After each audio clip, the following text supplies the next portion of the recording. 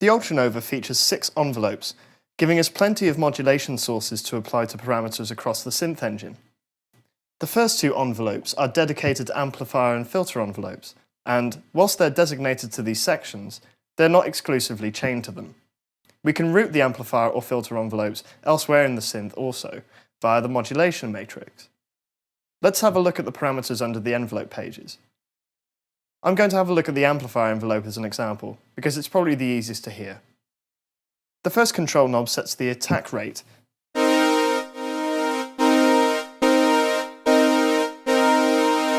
This determines how long the envelope takes to rise to the peak level. Next up is decay, which sets how long the envelope takes to sink from the peak level to the sustain level.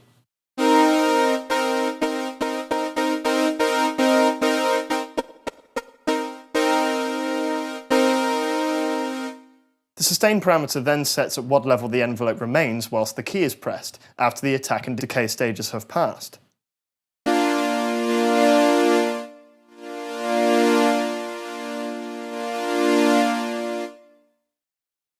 And then the release control sets how long the envelope takes to sink from the sustain level to 0 after a key is released.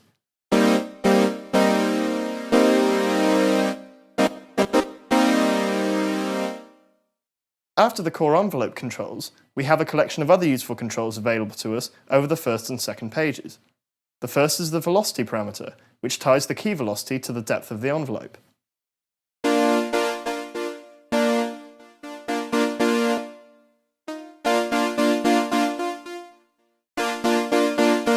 This is useful for adding dynamics to your performance, so hitting the keys harder, for example, will give you a louder sound, with the amplifier envelope's velocity control up.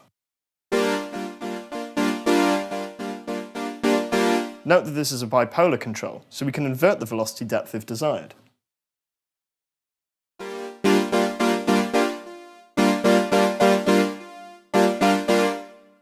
The next parameter in the envelope menu is the repeat control. This defines how many times the envelope repeats whilst a key is pressed. When set to off, the envelope behaves normally and plays once.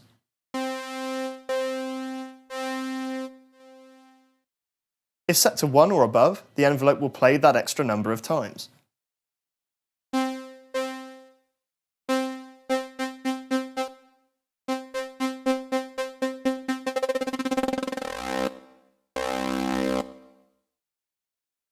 At the end of the parameter range is key off, which lets the envelope repeat infinitely until the keys are released.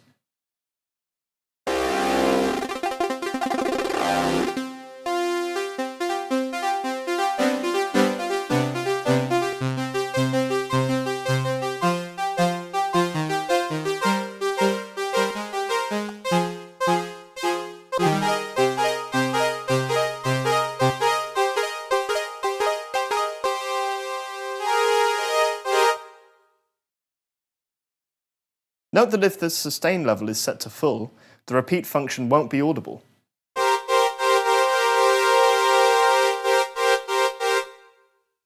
The next parameter, the touch trig setting, allows us to map the triggers of an envelope to one of the 8 touch controls. This is very useful for rhythmically playing the envelope, like so.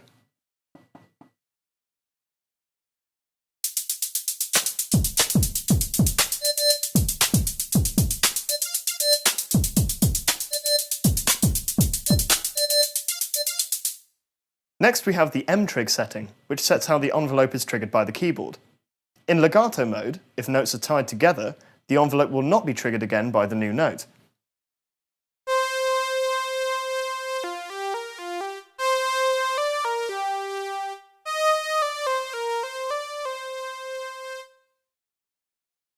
In retrig mode, the envelope will be triggered for each new note played, regardless of whether it was tied to the last one.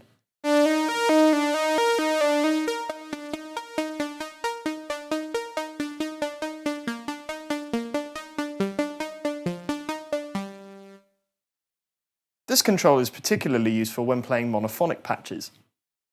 The next page provides some more esoteric controls for the envelopes.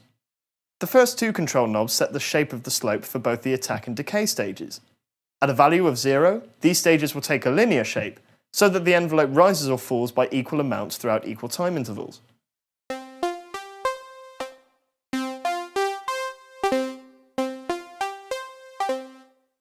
With the value increased, the shape becomes more and more curved, so that the envelope rises or falls more quickly at the start of the attack or decay portion.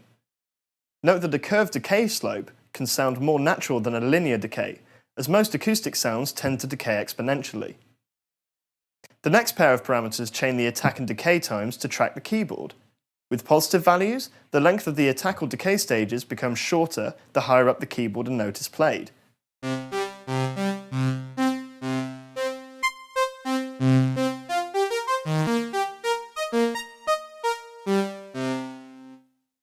With negative values, the length of these stages then become longer with higher notes.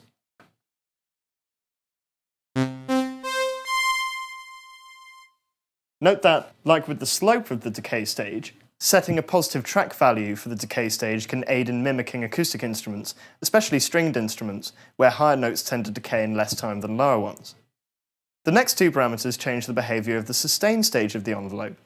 The sustain rate parameter allows us to set the sustain stage to rise or fall over time. When set to flat, the envelope sustain will behave normally and remain at the given sustain level throughout this stage.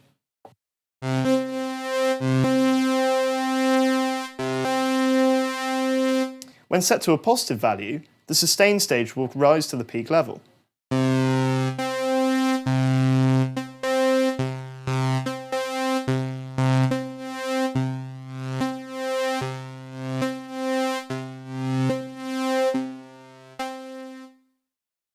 Conversely, when set to a negative value, the sustain stage will begin falling towards 0.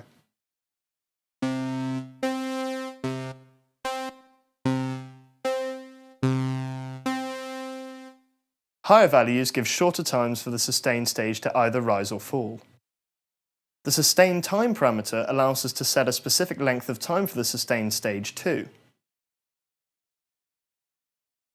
The highest setting is key off, meaning the sustain stage is retained until the keys pressed are released.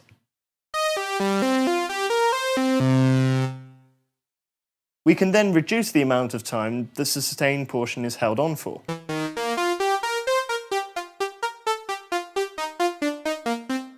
This is useful for creating more square-like envelope shapes.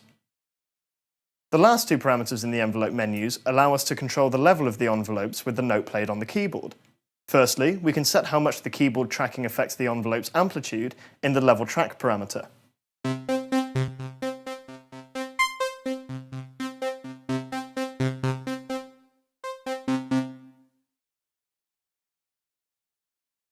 Secondly, we can set a 0 note in the level track note parameter.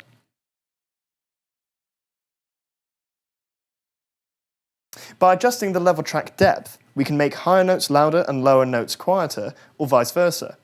With positive values, the envelope will increase in overall amplitude the higher up above the level track note is played, and decrease with notes below the level track note.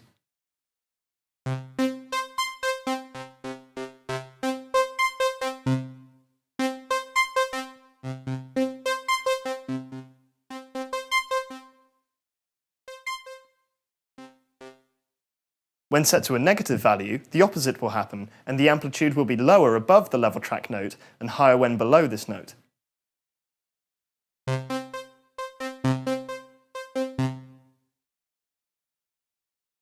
Note that the level track note is common across all of the 6 envelopes.